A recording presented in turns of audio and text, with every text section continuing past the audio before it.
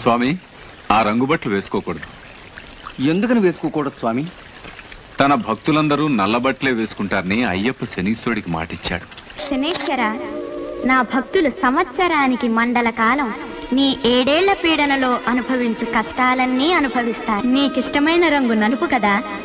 నల్లని వస్త్రాలు ధరించి, పాదరక్షలు విడిచి, నఖకేశ సంస్కారాలు మాని, మాలధారణతో దీక్షాబద్ధులై స్వీయ ఉనికిని కోల్పోయి స్వాములుగా పిలువబడతారు.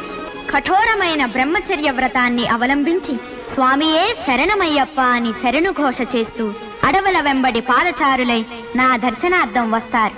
అటువంటి నా భక్తులను నీవెప్పుడూ పట్టి పీడించరాదు. శుభయోగములనే కలిగించాలి. ఇది నా ఆజ్ఞ. ధర్మశాస్త్రావతారమైన నీ శాసనము నాకు శిరోధార్యం. ఆ విధంగా మణికంఠుడు శని నొప్పించాడు. తన భక్తులకు శనిపీడ లేకుండా చేశాడు. అందుకే అయ్యప్ప దీక్షలో ఇన్ని కఠిన నియమాలు పాటించాలి. నల్లబట్ల ఆంతర్యం తెలుసుకున్నారు కదా, తెలియని వాళ్ళకి అది తెలియజెప్పండి. స్వామి